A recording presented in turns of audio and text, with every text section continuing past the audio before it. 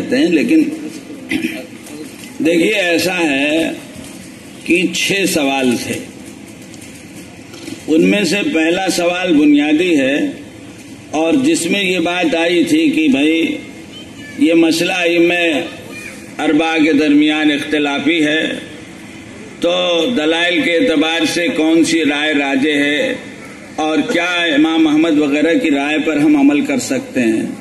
تو صبح یہ بات کہہ دی گئی تھی کہ ہمارا یہ منصب نہیں ہے کہ ہم ائمہ کے مسلک کا جائزہ لیں، ائمہ کے دلائل کا جائزہ لیں اور پھر فقہ حنفی کو یا پھر اس کے مقابلے میں فقہ حنبلی کو ترجیح دیں۔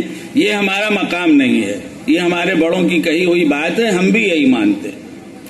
اور یہ مسئلہ یا اس قسم کے جو مسئلے ہیں اس میں گفتگو دراصل ضرورت اور حالات کے تحت ہوتی ہے۔ سوال بنانے میں ابھی یہ نوعمر ہیں، تھوڑی سی غفلت ہو گئی ہے، سوال براہ راست یہ نہیں لانا چاہیے تھا، بلکہ یہ لانا چاہیے تھا کہ اس مسئلے میں یہ اختلاف ہے اور یہ اپنی جگہ پر ہے، لیکن کیا ضرورت کے تحت یہاں عدول عن المذہب کی گنجائش ہے، یہ سوال لانا چاہیے تھا۔ اور اسی لیے صبح یہ بات کہی گئی کہ مناقشہ اسی پر ہو اور تجویز اسی کو سامنے رکھ کر مرتب کی جائے، دلائل کو نہیں، مذہب کو نہیں۔ اور پھر اسی لیے تجویز مرتب کرنے والوں نے یہ تجویز مرتب کی اور یہ مشورہ بھی ہوا کہ بھائی یہ جو پہلا سوال ہے اس سوال پر تجویز کو ملتوی کر دیا جائے کہ کون سا مسلک راجح ہے یہ ہم کو کرنا نہیں۔ اور نہ صرف یہ بلکہ ضرورت پر چونکہ بحث نہیں ہوئی، سوال میں یہ پہلو رکھا نہیں گیا، اس پر گفتگو نہیں ہوئی، لہذا آئندہ کسی موقع پر یا مزید غور و خوض ضرورت ہے کہ نہیں ہے، جس کے لیے دارالافتاء سے رجوع چاہیے اور معلومات چاہیے۔ اور بات یہ ہے کہ علاقوں کے حالات جو ہوتے ہیں وہ الگ الگ ہوتے ہیں، الگ الگ ہوتے ہیں۔ ہمارے ہندوستان میں بعض صوبوں میں مسلمانوں میں شراب کا اوسط اور شراب پی کر طلاق دینے کا اوسط بہت زیادہ ہے، اور اکیڈمی میں جو یہ موضوع بنا تھا یہ اسی وجہ سے بنا تھا کہ بعض جگہوں میں یہ ہو رہا ہے، دوسرے صوبوں میں ایسا نہیں۔ تو جہاں حالات ہوتے ہیں وہاں لوگ سمجھتے ہیں کہ بھائی اس سے پریشانی ہو رہی، اس سے پریشانی ہو رہی، اس لیے اس موضوع کو تو ختم کر دیا گیا، آگے حالات کا جائزہ لیں گے۔ جو 4 جو سوال بقیہ تھے وہ ایسے سوال ہیں کہ جو فقہ حنفی کے دائرے میں صراحت کے ساتھ فقہ حنفی کی کتابوں میں لکھے ہیں اور سب جگہ یہی بات ہے۔ بنیادی بات کیا ہے؟ ایک آدمی اپنی رضا سے، اپنی خوشی سے، بغیر کسی مجبوری کے نشہ آور چیز کو نشہ آور جانتا ہوا استعمال کرتا ہے، نشہ آور چیز کو نشہ آور جانتا ہوا اپنی خوشی سے کسی مجبوری کے بغیر استعمال کرتا ہے، تو ایسا شخص اگر نشے کے حال میں طلاق دے گا تو اس کی طلاق واقع ہو جائے گی، یہ معروف بات یہی ہے ائمہ ثلاثہ کی۔ تو لیکن اگر یہ شکل نہیں، ایک آدمی نے چیز پی اسے پتہ ہی نہیں تھا، پتہ نہیں تھا، ایک دوا استعمال کی اسے پتہ نہیں، کسی نے کوئی چیز پلا دی اسے پتہ نہیں، اب نشہ آیا تو ظاہر ہے کہ یہ حکم مرتب نہیں ہوگا۔ آپ حضرات جانتے ہوں گے آج کل یہ جو انگریزی دوائیں ہیں تو بعض امراض کی دوائیں ہیں ان کو استعمال کریں، ٹیبلٹ، گولی یا سیرپ، تو نشہ سا آتا ہے، بہت نیند آتی ہے، بہت نیند آتی ہے، سر گھومنے لگتا ہے، ایسا ہوتا ہے۔ اسی طرح پتہ نہیں ہے، گھر میں ایک چیز رکھی تھی کہیں کنارے، اتفاق سے وہ ایسی ہی تھی، کسی ضرورت سے رکھی تھی، کسی وجہ سے آدمی کو پتہ نہیں، اٹھا کے پی لی۔ تو یہ وہ چیزیں ہیں جہاں کوئی اختیار اور قصد نہیں ہے۔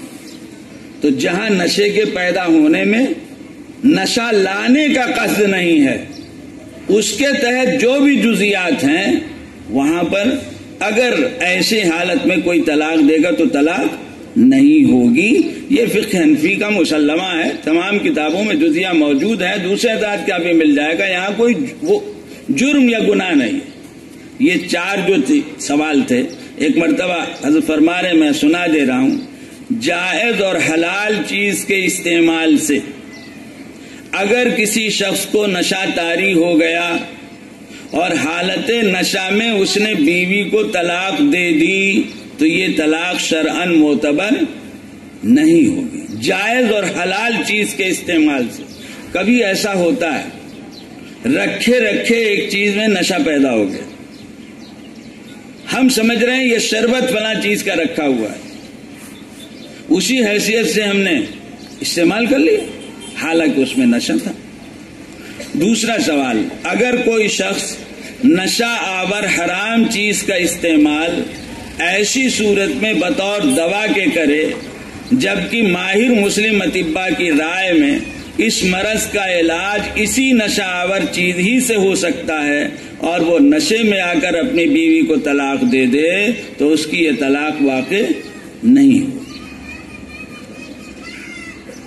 تیسرا سوال، اگر کسی شخص کو شراب یا کسی دوسری نشہ آور چیز کے استعمال پر مجبور کیا گیا ہو، جبر و اکراہ کی وہ صورت جس میں اس کے لیے اس حرام چیز کا استعمال کرنے کی رخصت ہو گئی ہو، زبردستی پلایا گیا اور صورت جبر و اکراہ کی وہ ہے کہ گنجائش نکل رہی اس کے پی لینے کی اور پھر اس کے بعد اس کو نشہ آتا ہے، تو اس نشے کے حال میں جو طلاق دے گا وہ طلاق واقع نہیں ہوگی۔ یہ اکراہ کس چیز کا ہے؟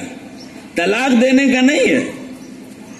مولانا نے کچھ ایسا سمجھا کہ طلاق مکرہ کو کہا جا رہا ہے کہ طلاق نہیں ہوگی، نہیں، کسی کو شراب پینے پہ مجبور کیا گیا، اس نے شراب پی لی اور اس کو نشہ آ گیا، تو یہاں طلاق پر اکراہ نہیں ہے۔ وہ مسئلہ تو ہمارے یہاں متفق علیہ حنفیہ کے یہاں شراب پلائی گئی اکراہ کر کے اور نشہ آ گیا، اس نشے میں طلاق دی، طلاق نہیں ہوگی۔ اور اگر کوئی لا علمی میں نشہ آور حرام چیز کا استعمال کرے اور اسے نشہ طاری ہو جائے اور پھر اسی حالت میں وہ اپنی بیوی کو طلاق دے دے تو یہ طلاق واقع نہیں۔ یہاں کوئی اختیار نشہ لانے کا نہیں، یہ بات ہمارے ذہن میں ہونی چاہیے۔ ایک ہے نشے والی چیز کا استعمال کرنا نشہ لانے کے لیے، جو جانتے ہوئے ہوتا ہے کہ اس میں نشہ ہے، آدمی مجرم ہے، یہ مسئلہ ہے، مجرم ہے، لہذا وہاں عام رائے یہی ہے، اگرچہ دوسری رائے بھی ہے، ایسا نہیں ہے کہ امام محمد کا قول مفتہ بھی یہی ہے، امام شافعی کا غیر مفتہ بھی صحیح، راجح صحیح ان کا قول ہے، ہمارے یہاں بھی ایک قول ہے، لیکن بات ختم ہو گئی ہے کہ اس سے ہمیں بحث نہیں ہے اور نہ بحث کرنی چاہیے۔ ہم کو اگر کبھی گفتگو کرنی ہے تو وہ اس سے کہ کیا واقعتاً ہمارے معاشرے میں شراب پینے کا اوسط اور شراب پی کر طلاق دینے کا اوسط ایسا ہو رہا ہے کہ جس کے نتیجے میں گھر کے گھر خراب ہو رہے ہیں۔ بات اصل میں یہ ہے، جن قوموں میں آپ کے ہاں میں نہیں، ٹھیک ظاہر بات ہے کہ ہمارا ملک ہے نسبت لگی، لیکن ہم لوگوں کا صورتحال یہ ہے کہ بالکل گئے گزرے ہیں، ایمان اسلام سے برائے نام تعلق ہے، رات دن پینا پلانا نشے میں رہنا، اس کے نتیجے میں صبح و شام طلاق ہوتی ہے، گھر کے گھر برباد ہوتے ہیں۔ آپ اگر تحلیل وغیرہ کی شکل پر جائیں تو کتنی مرتبہ کرائیں گے، فرض کر لیجئے کتنی مرتبہ ہوگا، گھر کے گھر تباہ ہوتے ہیں۔ اس کے پیش نظر دل میں ایک بات آتی ہے کہ کیا کوئی گنجائش نکل سکتی ہے اس معاشرے کے لیے جو معاشرہ پاک ہے، اللہ نے محفوظ رکھا ہے، مسلم معاشرے کو ایسا ہی ہونا چاہیے، وہاں شاید و باید ایسی صورت پیش آئے گی، وہاں سوچنے کی کوئی ضرورت نہیں۔ ایک دو چار جزیے سے ضرورت نہیں پیدا ہوتی ہے، ضرورت تو پیدا ہوتی ہے جب دسوں جزیات ہوں، دسیوں واقعات ہوں۔ اس کو سامنے رکھ کر یہ تجویز مرتب کی گئی، جو ظاہر بات ہے کہ بڑوں کی بھی اس میں شرکت ہے اور بڑوں ہی نے سب مرتب کیا، اس کو کیا ہے، جو کچھ لکھا گیا ہے محنت سے لکھا گیا ہے اس کے واسطے سے ہے، تو تو اس لیے یہ تو قابل اشکال نہیں ہے، اور ظاہر بات ہے کہ یہ مسئلے اس لیے بھی سنائے جاتے ہیں کہ جس کے علم میں نہ ہو مسئلہ آ جائے، اس سے فائدہ اٹھایا جائے۔ یہ تو فقہی تحقیقات کی بحث ہے، اور یہ بحث اسی لیے ہے کہ ہم اس سے فائدہ اٹھائیں، اس لیے تھوڑی ہے کہ لکھ کے اس کو پھر الماری میں رکھ دیں گے۔ فائدہ کیا ہوا؟ فائدہ کیا ہوا؟ اگر یہ بات نہ ہوتی تو وہ بھی تجویز لے آئی جاتی، لیکن نہیں، وہاں پر ہمارے لیے احتیاط ہے اور شدید احتیاط ہے، تو وہاں یہی پہلو مناسب تھا کہ ہم اس کو مؤخر کر دیں، ہم تحقیق کریں گے، غور کریں گے۔ میں آپ کو ایک بات سناتا ہوں، ہمارے ہاں اکیڈمی میں انشورنس کا مسئلہ آیا، چوتھا سیمینار ہمارا انشورنس پر تھا، انشورنس کے کئی جزیات پر تھا، اور موضوع انشورنس کو بنایا گیا تھا ہمارے یہاں ہونے والے بعض بڑے فسادات کی وجہ سے، جس میں یہاں تک ثابت ہوا کہ دکان کے اگر دو حصے ہیں، ایک حصہ انشورڈ ہے، ایک حصہ انشورڈ نہیں ہے، تو فسادیوں نے انشورڈ حصے کو نقصان نہیں پہنچایا، جو حصہ انشورڈ نہیں تھا اس کو نقصان پہنچایا۔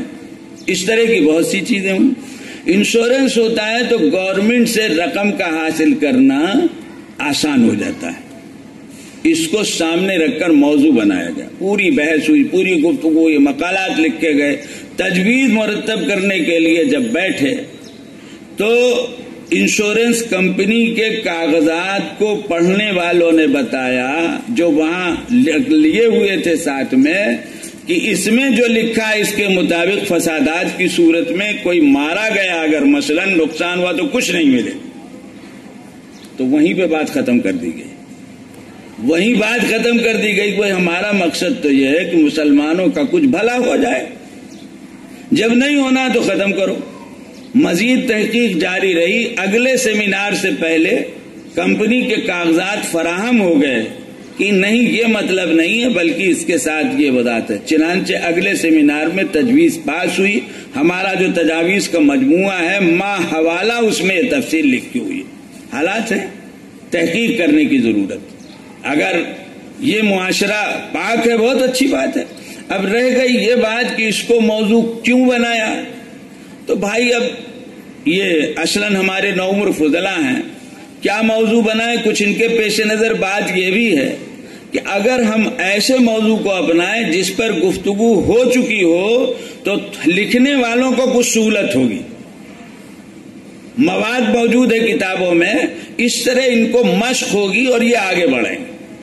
اس کو سوچ کر یہ موضوع بنایا اور ظاہر اس پر گفتگو ہو گئی۔ اور جیسا کہ صبح میں نے عرض کیا تھا کہ بھائی یہ جو بھی مجلسیں ہیں، چاہے مباحث فقہیہ ہو، چاہے اسلامک فقہ اکیڈمی ہو، کسی کا مقصد حرام کو حلال کرنا نہیں ہے۔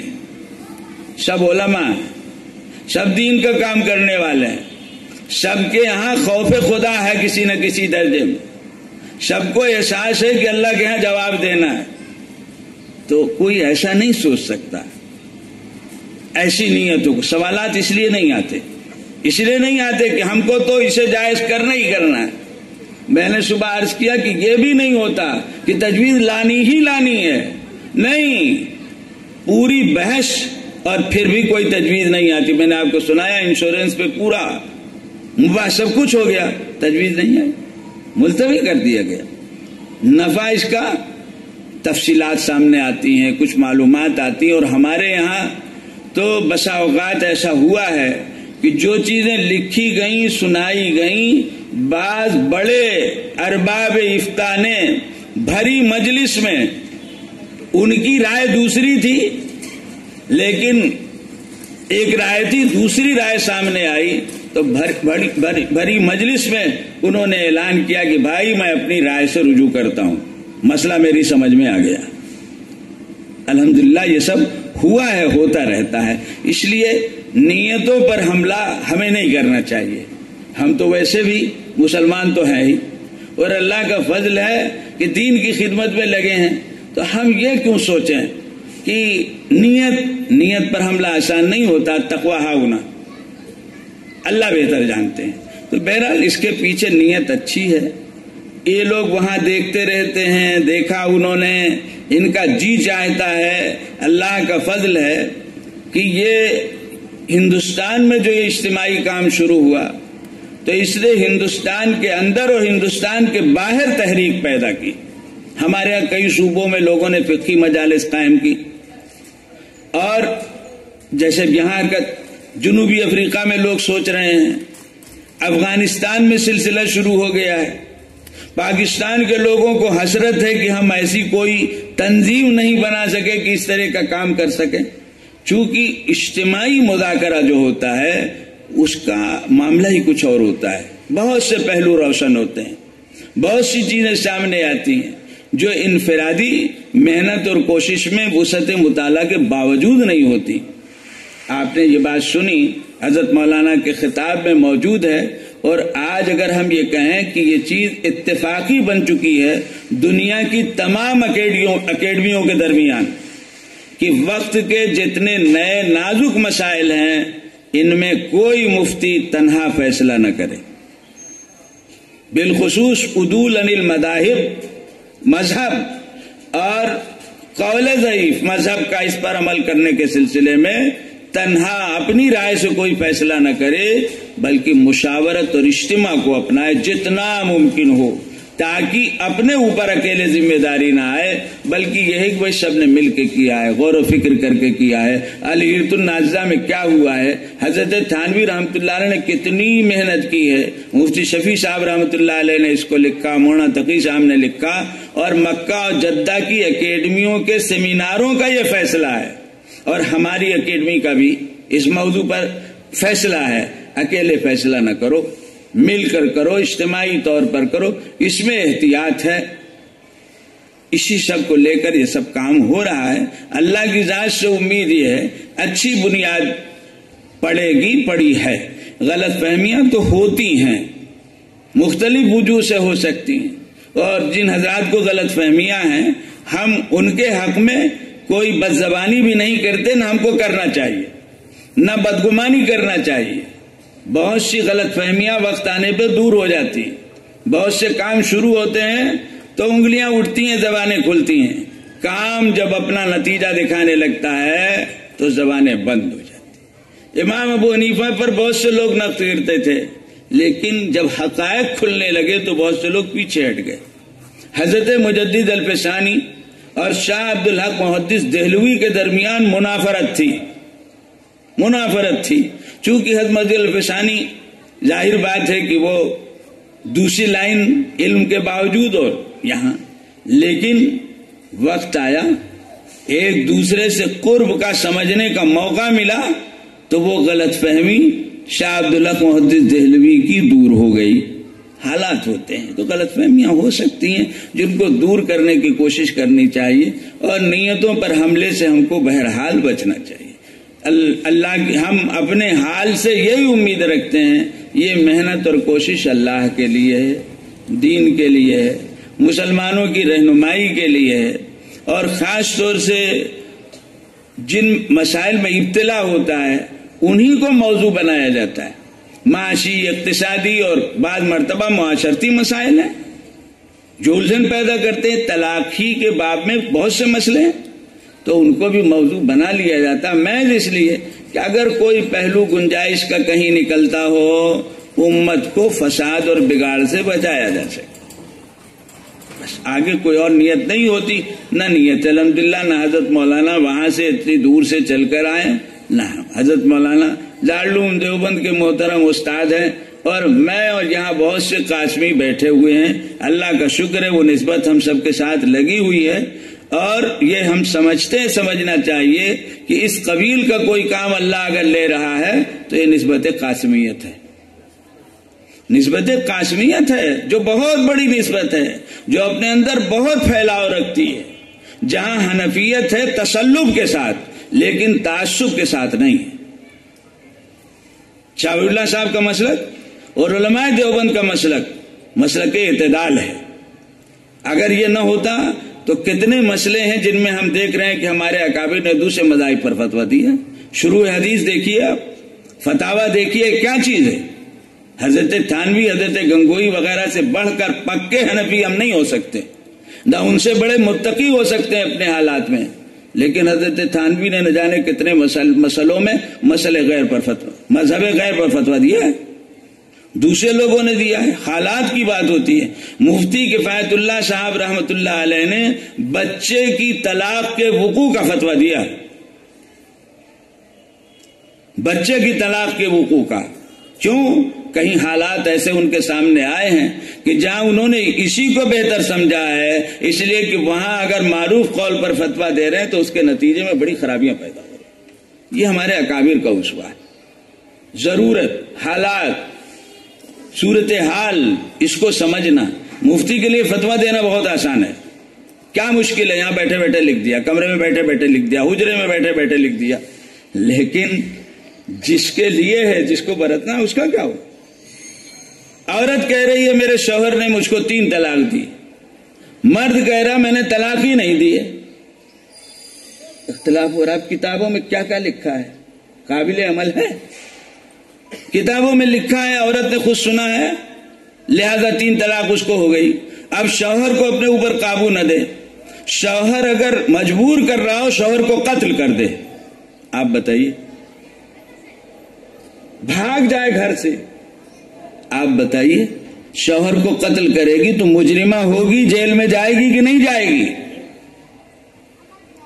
کوئی شخص اگر دفاع میں کسی کو قتل کرتا ہے تو پہلے وہ قاتل شمار ہوتا ہے، پکڑا جاتا ہے، بند ہوتا ہے، مقدمہ چلتا ہے، پھر وہ ثابت کرتا ہے کہ میں نے دفاعاً مارا ہے، تب چھوڑا جاتا ہے، ورنہ وہ قاتل ہے۔ تو اب فقہ نے ہمارے کہہ دیا بھاگ جائے، فقہ نے کہہ دیا قتل کر دیا جائے، مسئلہ حل ہو جائے گا۔ بھاگ کے کہاں جائے گی؟ جیسے کسی زمانے میں لوگوں نے فتویٰ دے دیا چھٹکارا چاہنا ہے نکاح سے تو مرتد ہو جاؤ، عورتیں مرتد ہونے لگ گئیں۔ یہ سب چیزیں قابل عمل نہیں ہیں، قابل عمل نہیں ہیں۔ تو ایسا ہوتا ہے، ان چیزوں کو سوچنا بہت ضروری ہوتا ہے۔ اور بہرحال مقصد ایسا کچھ بھی نہیں ہے کہ کوئی مہم لے کر، کوئی فکر لے کے آدمی آیا ہو، یہ تو اپنے سب احباب ہیں، اپنے تلامذہ ہیں، ان کی محبت ہے، یہاں کی علمی خدمات ہیں، ان کے نتیجے میں ظاہر ہے کہ یہ جدوجہد جو یہاں ہو رہی ہے یہ ہمارے لیے انتہائی قیمتی ہے، اور انشاءاللہ اس سے نفع ہوگا اللہ نے چاہا۔ اب اس میں دعوت سب کو دی جاتی ہے، دی جانی چاہیے۔ ہم خود تجربہ کیے ہوئے ہیں کہ بھائی دعوت تو ہم اپنے بہت سے بڑوں کو دیتے ہیں اپنے ہاں، آج 30 سال ہو گئے اس کام میں لگے ہوئے، لیکن بڑے بعض اس وجہ سے کہ ان کا مزاج نہیں ایسی مجلسوں میں جانے کا، مثلا ایسی مجلسوں میں جانے، بعض کسی اور وجہ سے نہیں آتے۔ تو اب بات تو وہاں بھی اس طرح کی آتی ہے کہ بھائی دیوبند سے کوئی نہیں آتا، فلاں جگہ سے کوئی نہیں آتا۔ ہم نے دعوت دے دی، ہم نے بلایا، ہم نے گزارش کی، اب وہ نہیں آئے تو ہم نے ایک نظام بنایا ہے، اس نظام کے مطابق ہم کام کر رہے ہیں۔ ٹھیک ہے، اگر ہم سے کوئی غلط فیصلہ ہو رہا ہے تو ان حضرات کا فرض ہے کہ وہ متوجہ متنبہ کر دے کہ بھائی اس کو صحیح کر لو، اس میں کوئی حرج نہیں ہے۔ اللہ تعالی ہم سب کو حسن ظن کے ساتھ اور حسن عمل کے ساتھ کام کرنے کی توفیق عطا فرمائے۔ حضرت کوئی غلط